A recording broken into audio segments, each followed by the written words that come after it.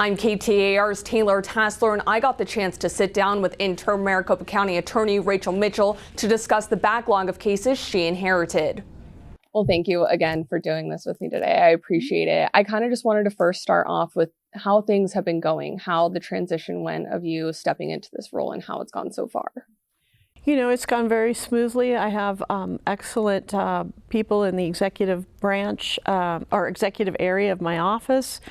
Our chief deputy started about a month ago. He has 40 years of prosecution experience, and my chief of staff also has a lot of experience. So it's been a very smooth transition. Awesome. And so I kind of just wanted to start off about talking about the backlogs. You've mentioned in press conferences before that you inherited a backlog. And so if you could just kind of explain what the backlogs are to me. Sure.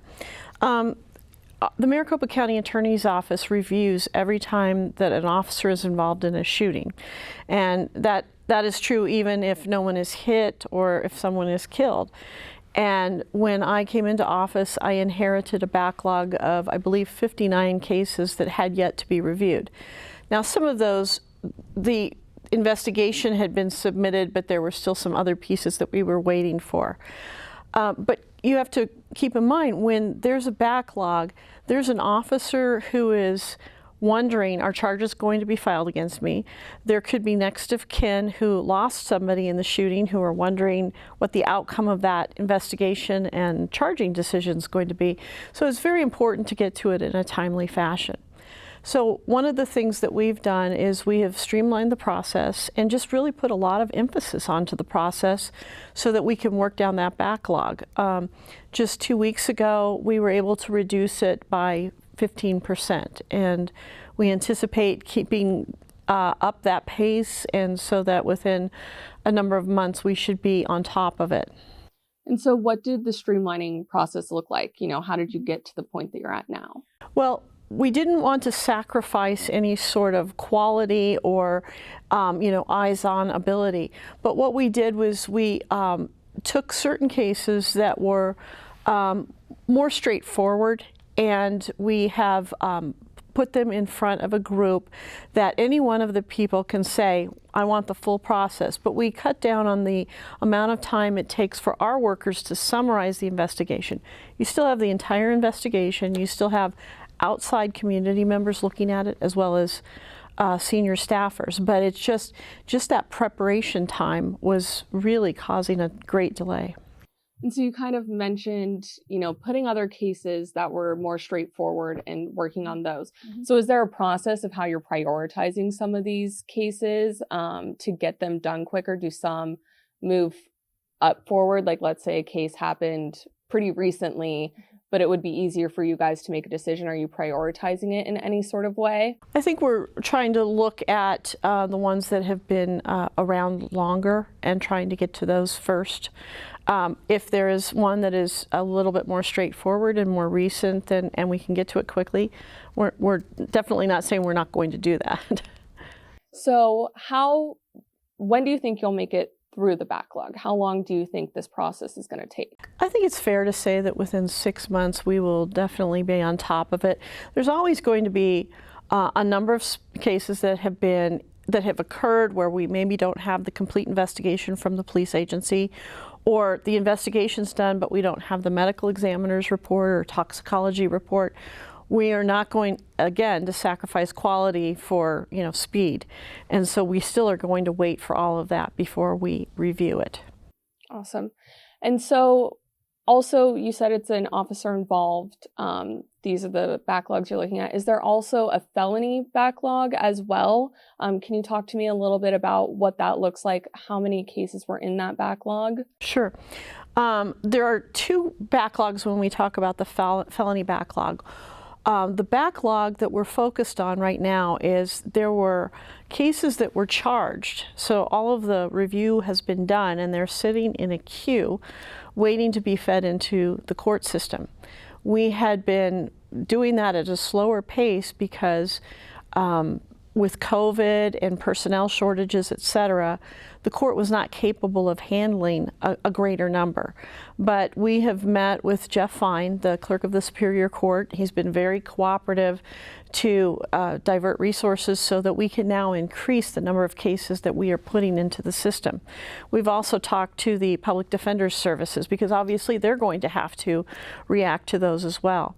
So those are the filed but not submitted into the court system backlog. There's also a number that have not been filed, and that's throughout the office. It's not in any one particular bureau.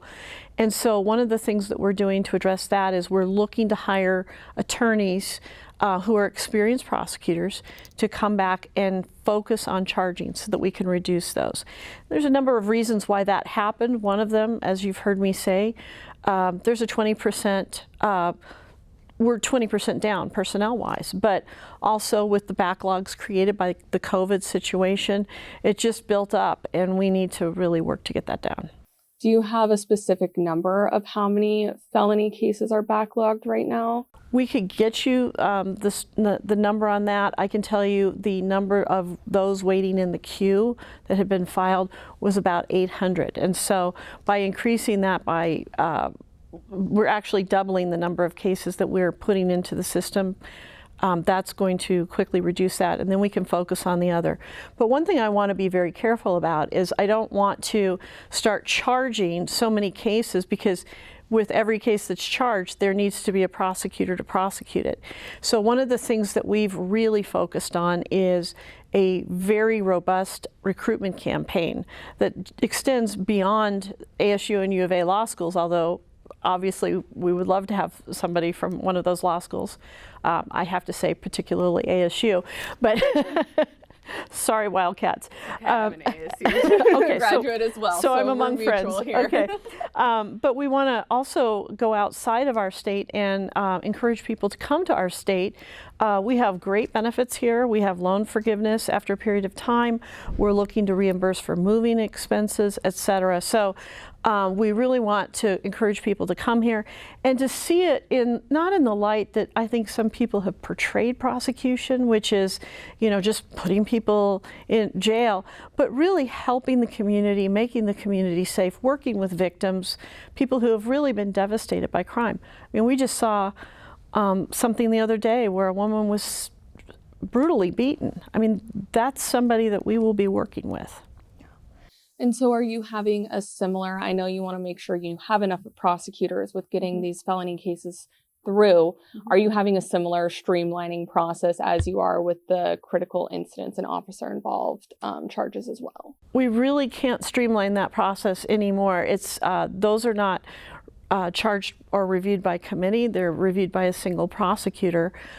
So we just have to have somebody obviously who can do eyes on, but then we have to know that we have somebody on the other end to take it to court.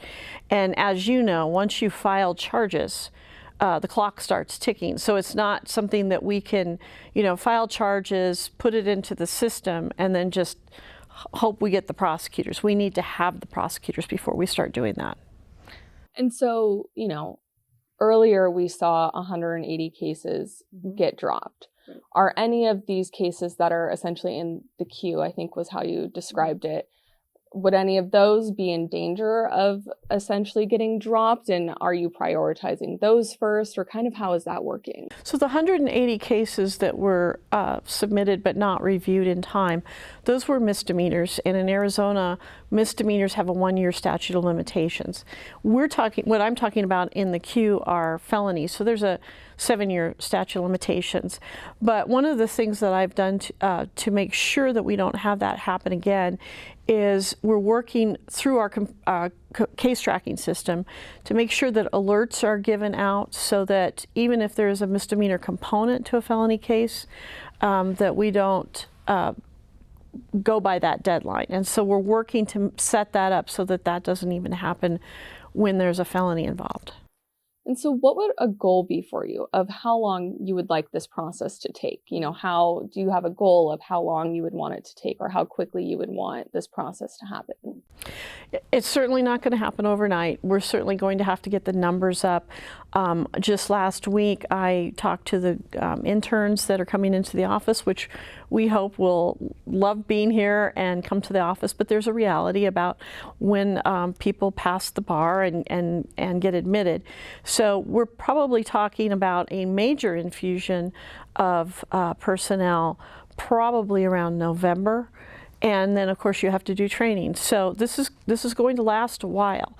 And so our job is to prioritize and handle that which can be handled with the personnel that we have.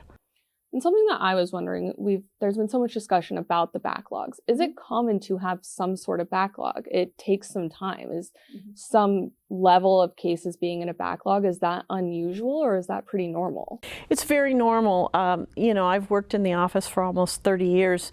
There's always a degree of a backlog. As you know, government never works with a surplus of people. We always work with just enough. And, there's always attrition of some sort. And so you're going to have backlog. But the numbers are just too high right now for me, for my comfort level, and I want to address that. And, we have the just unprecedented situation of COVID that occurred that really did impact that, as well as the personnel shortage. What would your comfort level of a backlog be, if you don't mind me asking? I hate to give like an exact number or percentage on that. I mean, it's going to have to be something that I have to look at in terms of, is it, past 30 days, for example, that it's been in our office. That's one of the things. I mean, if it doesn't get charged within a week, that's very typical. But if it doesn't get charged within 30 days, and that's something that I'm going to have to be looking at. And so I know you mentioned all the recruiting efforts you guys are going and how staff is so essential to get through this backlog. Can you tell me a little bit how the recruiting efforts are going? Is it working? Are you finding staff? Or I know you were offering to help pay for people to relocate here in the state. And so kind of how is the effort going? It's going great. We just got an update yesterday on the analytics of the recruitment campaign, which we're doing online. And we've had a lot of people getting the ad, for lack of a better term, looking on the website, but also looking on our regular website and staying on it longer, which shows, obviously interest in coming here. Just anecdotally, I can tell you that our paralegal trainer said that she pulled 2 lists to recruit from recently that are larger than any lists that she's seen in over 6 months. So we're starting, we're just at the inception of it, but we're getting some really good numbers off the top.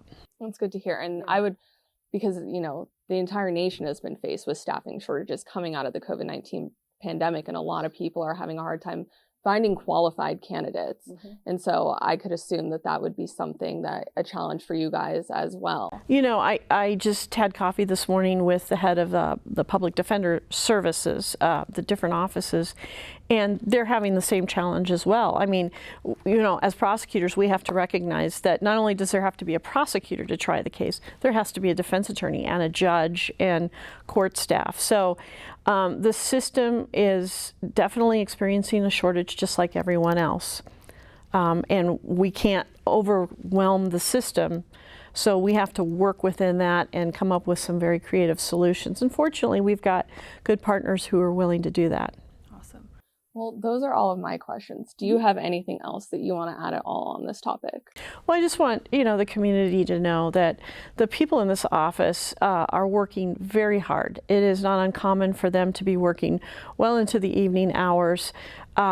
People aren't here for any reason other than they want to be here and they want to do the work and they care about the community, and that is going on. And so people can be assured that you have a great group of employees here. We just need more. And if you're somebody who could be a paralegal or an attorney, this is a great place to work.